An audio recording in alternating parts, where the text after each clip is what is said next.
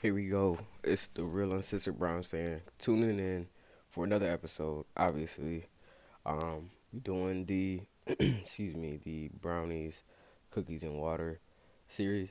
Where we doing dog checking on the players. So, we got three more players today. We'll go ahead and jump into it. But before I say this, before I start jumping into it, obviously, I do want to apologize because I mean this you might hear something that's a little negative in here, but in the overall, obviously, when you are a Browns,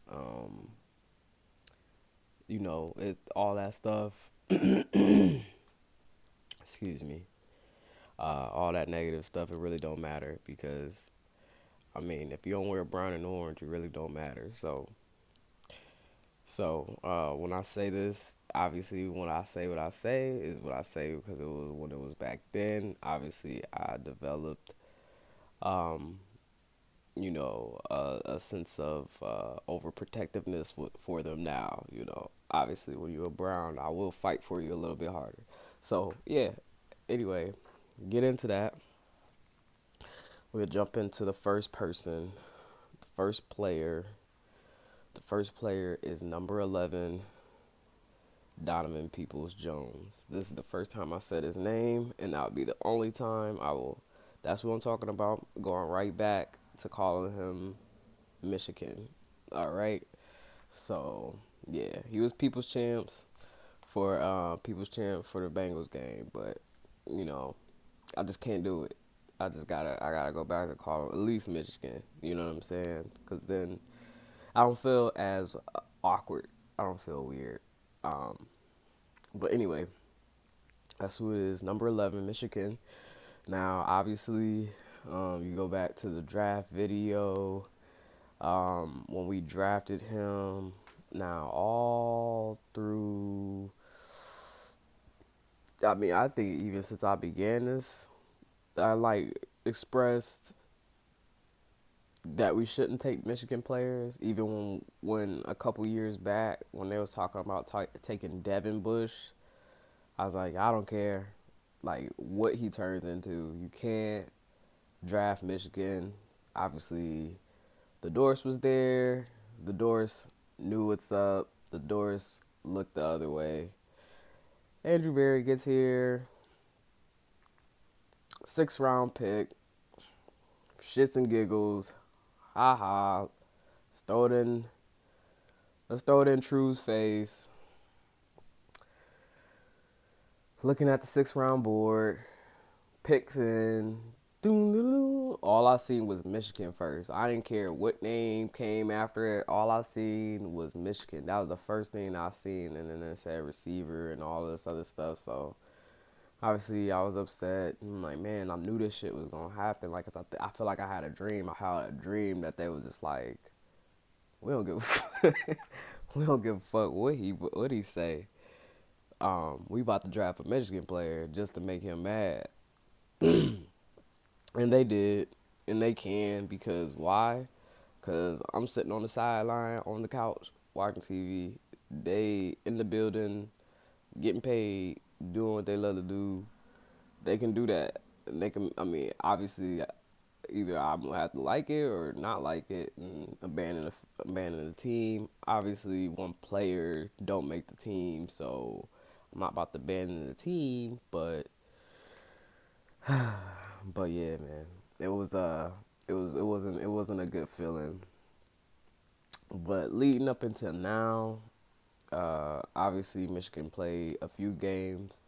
Like I said earlier, he had won the Cincinnati game for us, so you got to be proud about that. You got to be happy about that. You can't sit up here and hate on the man. Just I can't sit here and hate on the man just because he's from Michigan. Nonetheless, I still don't have to like him, but I kind of do because he's a part of my team. And in case they start shitting on my team, I gotta defend him. So while he's on the team, there's a little, you know, what's the word I'm looking for? it's an infinity. I don't know. I don't think that's the word that I'm looking for. But like just a little bit of love there. You know what I mean? You got to develop it. I'm working on it. Still from Michigan, so it's not going to be entirely there. And plus, he like ditched Ohio State, but nonetheless, he went home. So you give him credit for that. He stayed home, even though they sucked and they're shitty and they continue to be shitty and they're never gonna be anything ever again. Michigan won't, but that Michigan player, he might got a chance because he's in Ohio now. He's in Cleveland playing on the Browns and he won us a game. So he's on the up and up.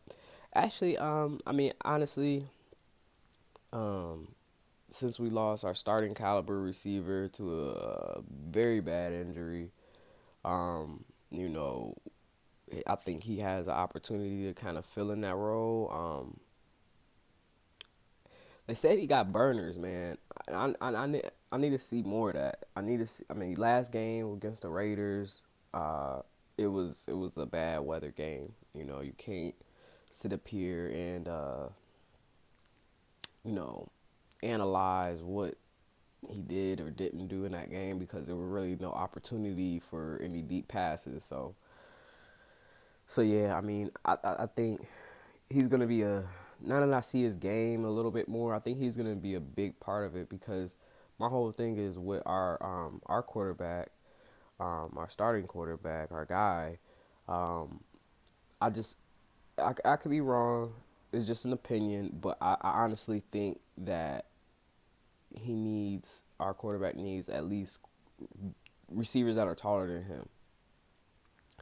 Not all the time, but most of the time. To get more success, you need pass catchers that are taller than him. And the reason why I say that, and this is my method behind it, and call it crazy. It's just the way I think of things. Either there has to be some type of dynamic between it. Either the quarterback has to be really tall, and then the receivers could be whatever, or the or if the receiver is shorter, then the catcher's got to be really tall. Like I said, not all of them, but most of them will need to be that way. And the reason why I say that is because when you playing pass game, you gotta somebody gotta lack for, um, like all right, if they were both smaller, and then there's a defender in the middle of that. You know what I'm saying? There's only gonna be so many, and the defender is a big person. There's only gonna be so many areas, so many ways, so many I guess like bread baskets or just a catch radius or just where you could put the ball where just between you and your man can get it, you know. When you have like a bigger person in there, like I said, it's not impossible, but it's just harder. The room of error, the margin of error is just way smaller if both of the receivers are smaller.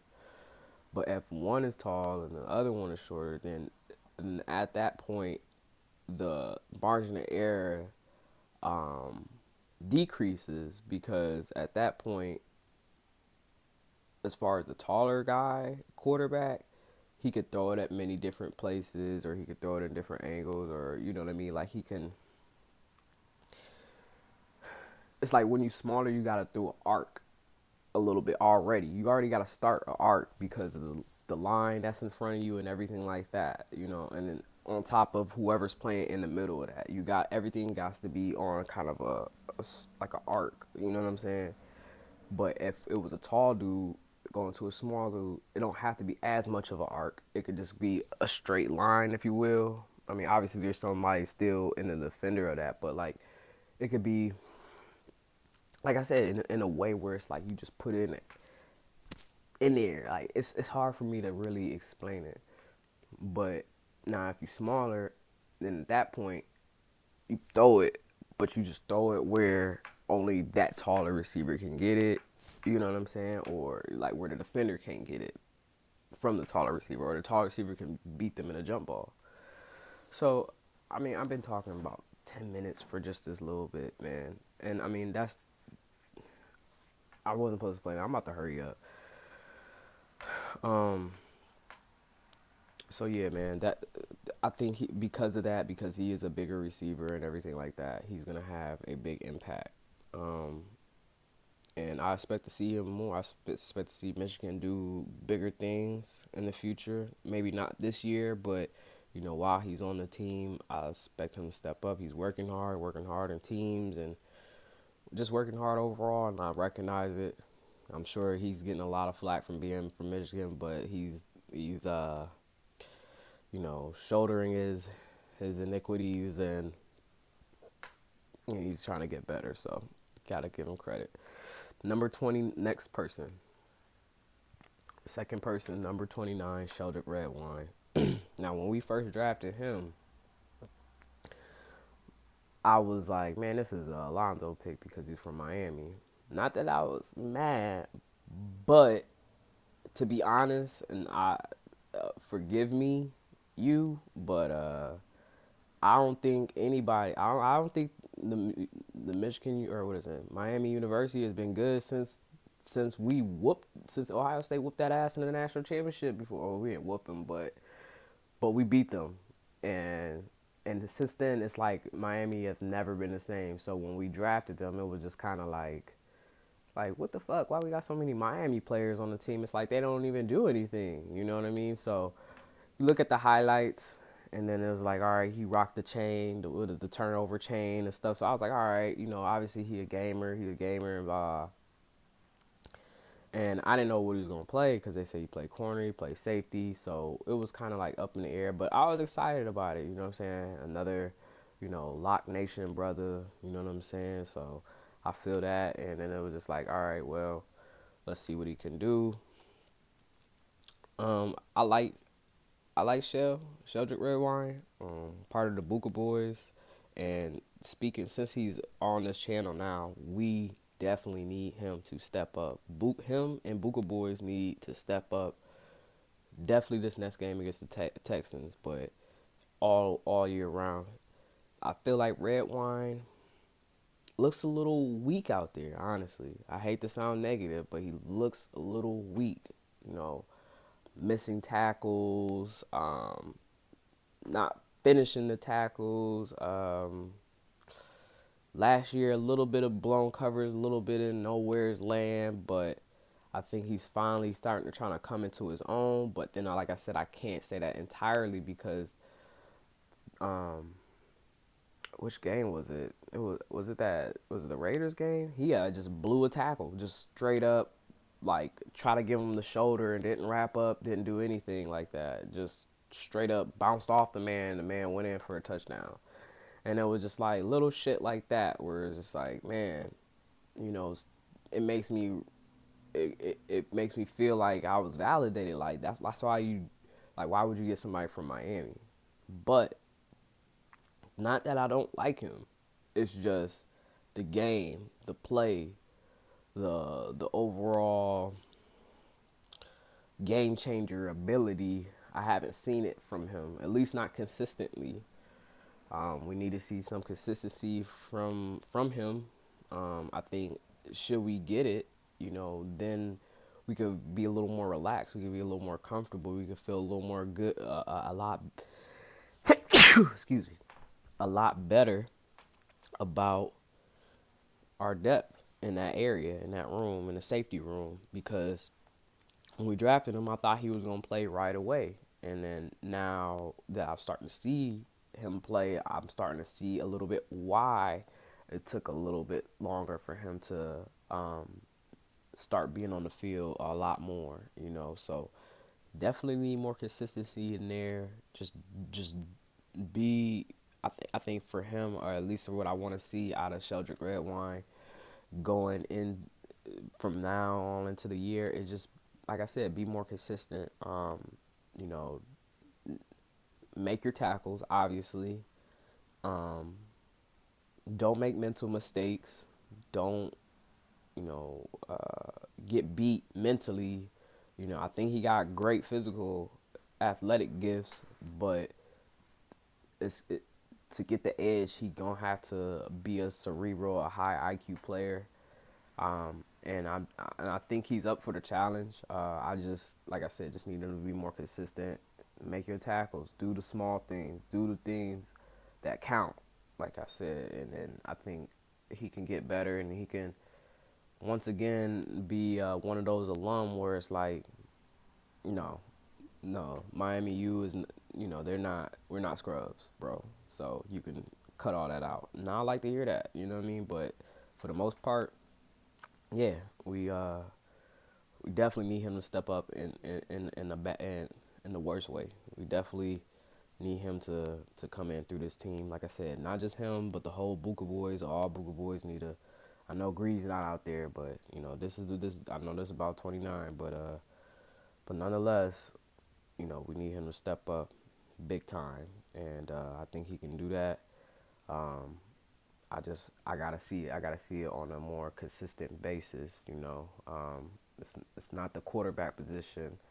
I know safety is a hard position, but it's actually one of the most easiest positions, I believe, just because it's more so reactionary. You already get to see what's developing, being all the way in the back and things like that. You just gotta have the talent, the athleticism, the ability, to play that position. And like I said, I think he has it. It's just more so of him beating himself, mental errors, not tackling, fundamental shit, and that's the only thing I see. Moving on to the last person, and this video is long, and I hate when I make these videos so long. They only supposed to be 10 minutes, but I always somehow be talking forever.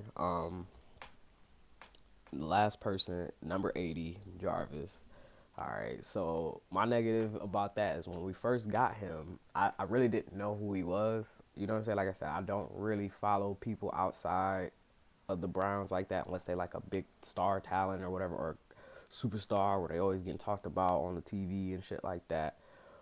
But and I don't think we played Miami, or we might have did, but I don't remember playing Miami during his years of first being in the league. When we first got him, and I remember seeing his press conference, like when he started to talk, I was like, man, this dude's kind of like it made me. He made me feel like he was different. I don't want to use the word weird, but I mean, I guess that's a general way to say it. But it was just like his demeanor. It was like you could just tell like this dude's not normal. Like I don't think he's like, does he know where he's at? Like does he, like he just seems so calm about everything. Like he was just like when he said he was excited and all this other stuff, and it was like, is he just saying that, or is like is he for real? You know what I mean? He's very monotone about it. Like he's very nonchalant about it. Like cool and not nonchalant in a asshole cocky way, but just nonchalant in a way where it was just like, yeah, man, like I'm excited here. I'm happy to be here. And then it was just like you looking at him, you like waiting for him to like crack a smile or some shit like that, but he was dead ass. So then it was just like, man, what's wrong with this dude? Like, like does he realize what team he's going on? But I think with him is that he's such a gamer, is that he don't care where you put him at. He's about to come out here and he's about to play hard. And that's where I think eventually it started to match up. It wasn't that he was weird or anything like that. It was just he's a baller. You know what I'm saying? And he's confident in his game, and he's I guess if you want to call it like an alpha male or everything like that, you know what I'm saying? So he gets the job done, and he's about to go out there and he's about to give it his all, like a AI, if you will. Allen Iverson in the NFL, like he about play hurt, all of that. He's tough dude, and you appreciate him being on a team, and him having the hands that he has, like when he goes to those Pro Bowl games and plays the kickball and just catches everything. It was just like, yes, we got him. Yes, that's our player. You get all excited, like, yeah, Juice is ours. You know what I'm saying? Did I even say his name? Number 80, Jarvis Landry. That's what we got. But we call him Juice. Or he called himself Juice, or he got the name Juice, but we call him Juice now. And that's what we need more in the game. When he catch the ball, everybody need to be more louder. Juice. Everybody need to be like, fans, Juice. Like, we need to get that shit popping so we can get hype. You know what I mean? But, no. Yeah, I mean, over, like in the beginning, like I said, it was just like kind of like, man, what's wrong with this guy? But now that we got them, like he's just normal. You know what I'm saying? He just like I said, he's very confident, and it's like it was kind of hard to get that from a player because it was like we never I never at least been a fan and seen somebody like genuinely like get traded and dumb excited to play for like for the Browns. Like he was literally was, and you could see it because he still gives it his all. He still wants it. This is what 4-1 feel like. Big bite of a pizza, like all of that shit. That I was in tears when that shit happened. But he's been a great player for us, and it sucks that his stats have been suffering, and he's been going through this. But everybody's been kind of going through this. But for him, I'm sure it's a little bit different going to Pro Bowls like year after year, having over 100 catches, season after season, and things like that. It's a little bit different right now, but nonetheless, he's super unselfish. He just wants to win. He just wants the ball. He's exactly what we need out of this team, and his time is gonna come. You know what I'm saying? I don't think it's a matter of like he got to be consistent or he got to work for it. Obviously, he got to be consistent as far as making some of these catches, but dealing with injuries, you can understand. So it's like, all right, you don't want to make it an excuse, but it's like that's not Jarvis. So it's like you can kind of give him, like, basically he put in the work and he got the body of work where you can give him the benefit of the doubt. It's like then it's just not him and he must be hurt. So yeah, um, I mean, I love Juice, man. I love him, man. It's just like, yo, he's a baller. I mean, he's what we need for this city, for this team, everything. And I hope they continue. Those three dudes continue to flourish and get us some W's. All right, the realest is a Browns fan.